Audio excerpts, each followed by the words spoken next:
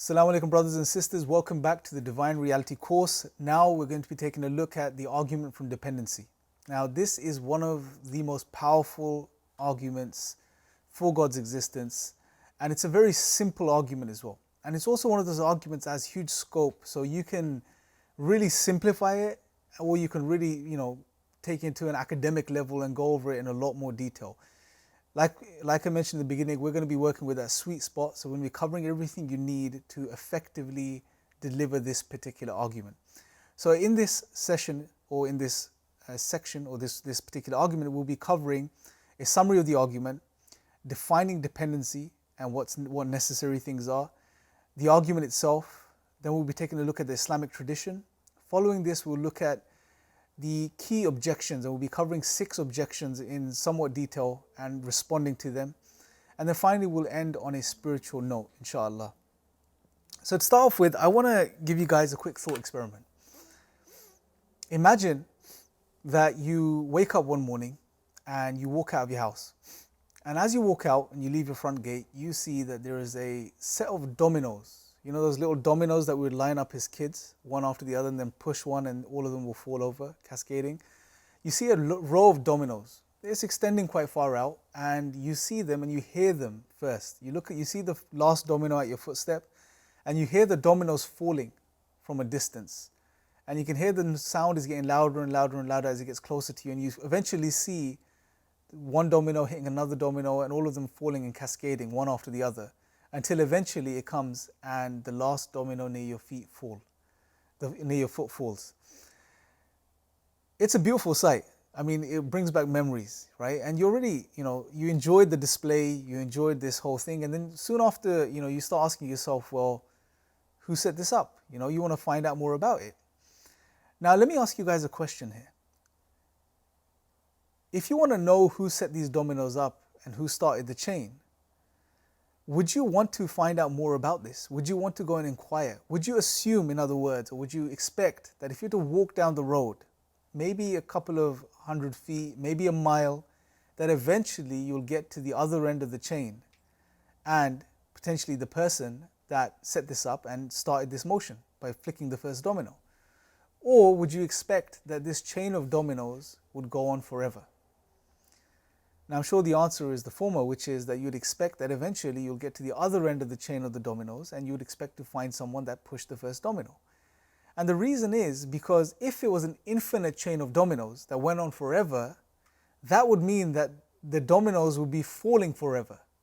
And if they had to fall for an infinite period of time before it eventually got to you, that means it would never actually get to you because you can't traverse the infinite.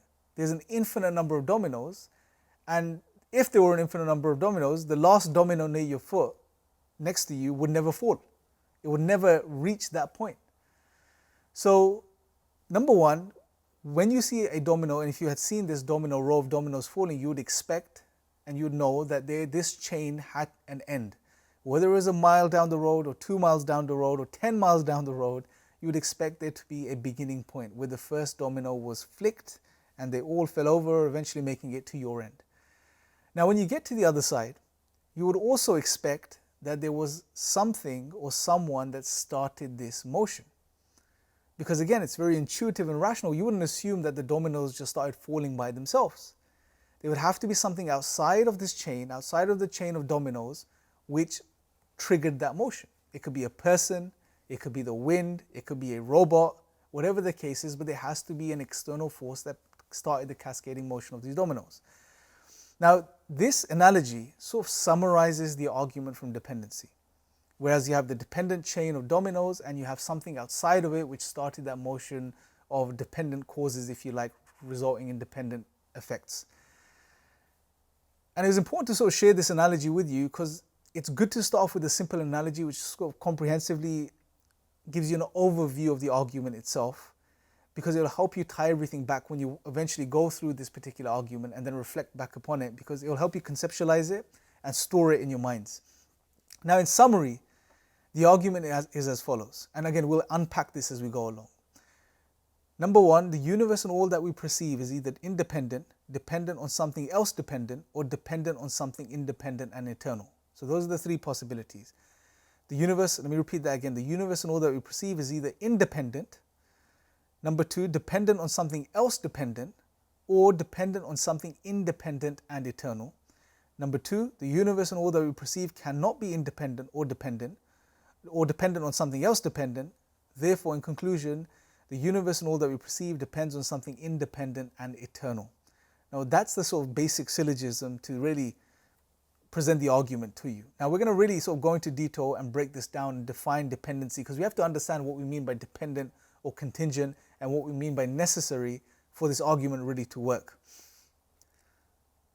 So, let's define dependent things. There are a couple of things we could say about dependent things. Number one, dependent things are not necessary, right? Necessary means that it was impossible for it not to have existed. Something necessary is something which is a thing which it would be impossible for that thing to exist. It had to exist. It's impossible for it not to have existed. Things that are not necessary did not have to exist. Now that's a very simple, good starting point.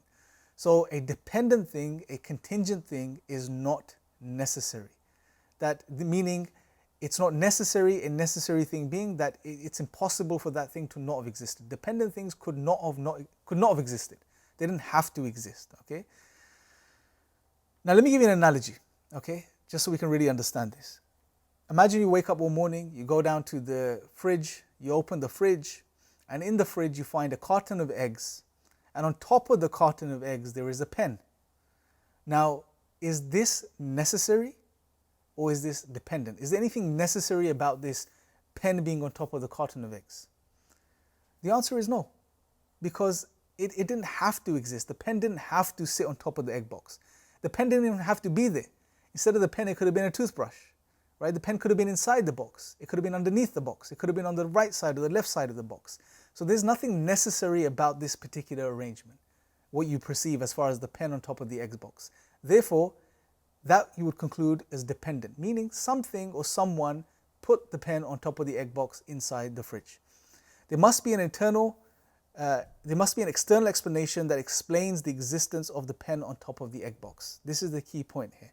So there has to be something or someone, and this will be again an intuitive, natural conclusion, rational conclusion, that someone put the pen on top of the egg box. You didn't even say something, someone did this. It doesn't explain itself. This is another thing. So you wouldn't assume if you went and opened the fridge and said, oh, it just is. It just necessarily is the way it is, the pen on top of the egg box. There's nothing necessary about it. It doesn't explain itself. There is nothing necessary about the pen being on top of the egg box. So this is the first point, that dependent things are not necessary. And how do we define necessary? A necessary thing is such a thing which it's impossible for it not to have existed, right? It had to exist. And a dependent thing, therefore, by contrast, is something that's not necessary, therefore it didn't have to exist or didn't have to exist in a particular way. We gave the analogy of the egg box and the pen. If you see a pen on top of the egg box, you immediately conclude that this is dependent, this is not something necessary, and something external to the pen and the egg box had to put the pen on top of the egg box inside the fridge. That's the first point. The second thing is, its fundamental building blocks could have been arranged in a different way. So its fundamental building blocks could have been arranged in a different way. This is referring to dependent things. Now I'll give you another sort of picture or something to think about. In the UK, sometimes when you go into new towns, you come off at the roundabout, and on the roundabout, sometimes you'd have a bed of flowers which says, welcome to such and such place, right? Now, when you see that bed of flowers, and it says welcome to Wembley, right? You know that that's not a necessary arrangement. Its fundamental building blocks, which are the individual flowers, if you like, in this case, they could have been arranged in a different way. Those same flowers, say there's 100 flowers that are used to write welcome to Wembley. Those 100 flowers could have been arranged in a million and one other ways. You could have had the flowers spelling something else, Wembley welcome, maybe the other way around, or it could have said something totally different. The flowers could have been arranged in a way where it didn't even have to spell welcome to Wembley, right? So the fundamental building blocks of something dependent can be arranged in other ways, in different ways. That's the second point. The third point, A dependent thing relies on something outside of itself for its existence. This is another very important point, right? So for example, if you have a cat, we know a cat is dependent on food. It requires food for its life, for it to exist. It is a common sense and intuitive understanding of the world. Another way for explaining that something is dependent is by stating that it is not self-sustaining. This is very key. So a dependent thing requires or relies upon something outside of itself for its existence. Number 4, it has limited physical qualities. Dependent things have limited physical qualities. These can include having a certain shape, a certain size, a certain color, a certain temperature. So let's, for example, take my phone, okay? My phone is something that's dependent. It has limited physical qualities. So we know it has a certain height, it has a certain width, it has a certain measurement across diagonally, right? It has a certain thickness, it has a certain color. So these are limiting features. It has limited physical qualities, right? It could have been a different color, it could have been a different shape, it could have been a different size, a different weight. So all of these things, these limited physical qualities tell us that this phone is dependent. This is because if something has limited physical features, that feature has to be limited by something external to itself. Again, reiterating that point, such as an external source or external set of factors.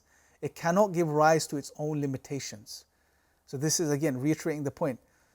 The phone, my phone, has a certain shape, it has a certain size, it has a certain weight. And these are limited physical qualities. And the phone itself cannot give rise to these limitations.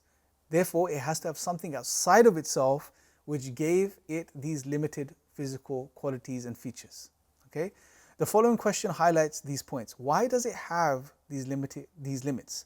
Why is it not twice the size or a different shape or color? So this could be applied to anything, brothers and sisters, around us, right? So for my watch, it has limited physical qualities. It has a certain size strap, it has a certain size bezel, it's a certain color, it's a certain weight. Now these limited qualities, they beg the question, well, something must have made this watch this certain size, this certain shape, this certain color, etc., this certain weight. So it can't explain its own limited qualities. It requires something outside of itself to explain why it is the size, shape, weight, color, all of these things it is. Now, brothers and sisters, what we need to do, now that we've understood the features, if you like, of dependent things, or the qualities of dependent things, or how we've defined dependent things, let's apply this to the universe, right? Let's expand this out and apply it to the whole universe. And ask yourselves the question, is the universe dependent or necessary? Have a think about this for a second. And if you say it's dependent, I want you to think about why it's dependent based on what we've discussed thus far. Okay? The universe and everything we perceive does not necessarily exist. They could have, all of these things, the universe and all that we perceive, they could have not existed. Even scientists agree with this particular point. So the universe didn't have to exist. But it exists. So if it didn't have to exist, and therefore it's not necessary, it's something dependent. The fundamental building blocks of the universe, that's another point. The fundamental building blocks of the universe and everything we perceive could have been arranged in a different way. Whether you consider these to be quarks or something like the quantum haze or whatever it is, whatever the fundamental building blocks are in your mind of the universe, strings, whatever you want to call them. Okay, now brothers and sisters, let's apply what we learned about dependent things or how we define dependency to the universe itself. I want to ask you guys the question. What do you think the answer is? Is the universe dependent or independent and necessary? Based on what we know, how we've defined something necessary and how we've defined something dependent, what would you say the universe is? Dependent or necessary? Take a moment to think about this. And also, if you conclude it's dependent, I want you to now also remind yourself and think about why you believe it's dependent. Here are a couple of points to consider. The universe and everything we perceive do not necessarily exist. They could have not existed. Even scientists agree with this specific point. The universe did not have to exist. And if it did not have to exist, therefore it's not necessary. Because we already mentioned necessary things are things that could not have not existed. And dependent things, by contrast, are things that did not have to exist. Another point to consider is that the fundamental building blocks of the universe, whether you consider them to be quarks, strings, whatever it is, they could have been arranged in a different way. They didn't have to be arranged the way they are. They could have been arranged in a million and one other ways. So therefore, this also establishes that the universe must be dependent, because one of the qualities of dependent things is they have fundamental building blocks which didn't have to be arranged in the particular way we find them. They could have been arranged in many other ways, in any other way. Another point to consider is that the universe and everything that we perceive have limited physical qualities. We can ask, why does or do they have these limits? Why is it not twice the size? So the universe and everything we perceive has limited physical qualities. Just like my phone, I gave you the example earlier, the universe has a particular size. You know, things within the universe, or the universe, what it's made up of, has a certain density, etc. So it didn't have to have those specific limited physical qualities. It could have been otherwise. And if it has certain limited physical qualities, as we know the universe does, therefore this also means that there has to be something outside of the universe which gave it those limitations, right? Because the universe could not have determined or put in place its own limitations, as with the phone and as with anything else we perceive around us. So the argument, let's refresh the argument again. And there's some possibilities, and let's think about these possibilities now based on what we have learned. Number one, the universe and all that we perceive are eternal, necessary, and independent. Is this possible? So this is basically, now I'm asking you guys a question based on what we learned about dependent things and what we know about necessary things. So let me ask or pose the question again. The universe, is it that the universe and all that we perceive is eternal, necessary, and independent? The answer is no, because we know the universe has limited physical qualities. The fundamental building blocks of the universe could have been arranged in many other ways. We know the universe has a certain size, a certain, you can say shape, or it has certain fundamental building blocks as well. And those fundamental building blocks could have been rearranged in many different ways. The universe didn't have to exist. Therefore, it's not necessary, it's not independent, it's not eternal. Secondly, the universe and all that we perceive depends, or this is the second option, the universe and all that we perceive depends let me just phrase that again. The universe and all that we perceive depend for their existence on something else which is also dependent. Now this is a possibility. This does make sense on one level. So we can assume and we could determine, and we have judged, that the universe is dependent as opposed to being necessary. Therefore, there is a possibility, and we can say that the universe that we perceive today, that we live in, is dependent upon another universe which is also dependent. This is possible. But then we don't have to stop there. We can go on. Well, what about this second universe that our universe is dependent upon? That too is dependent. And if it's dependent on something outside of itself. Now someone can say, well, that third universe is also dependent. And then someone could say, well, that third universe which is dependent upon a fourth universe, which is also dependent. And that fourth dependent universe is dependent upon a fifth universe, which is also dependent. Now, herein lies the problem. If you keep going on and you have an infinite regress of dependencies, what's the problem? The issue is that we wouldn't have our universe today, because again, you can't traverse an infinite chain. Just like in the example we mentioned of the dominoes earlier, if it was an infinite chain of dominoes, that cascading motion, those dominoes falling, would never reach the end that was near you, because there's an infinite chain to traverse. There's an infinite number of dominoes that need to fall. And therefore the final domino would never fall. In the same way, if there's an infinite chain of dependencies or dependent universe, one depending upon the other, well then you would never have our universe to begin with. And this leaves us with the third point, or the third option, which is the universe and all that we perceive depends for their existence on something else that exists by its own nature and that is accordingly eternal and independent. That is essentially the most rational explanation. That the universe and all that we perceive depends on something eternal, independent, and necessary. That best explains our dependent universe. Now, at this point, there's another point to mention here, which is that some people may argue, well, what if the universe was eternal? You know, because there is a discussion amongst the philosophers and thinkers that there may be an option where you can have something dependent which is also eternal. So we've got necessary things which are eternal and independent. You've got dependent things which are not eternal and are dependent on something outside of themselves.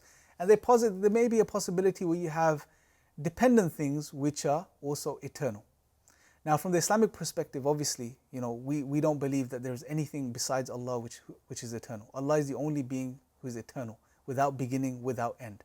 And there is nothing in comparison to Allah. From a theological perspective, that's clear. But just to entertain this for a second, if someone says, well, the universe, fine, is dependent, but it can be eternal.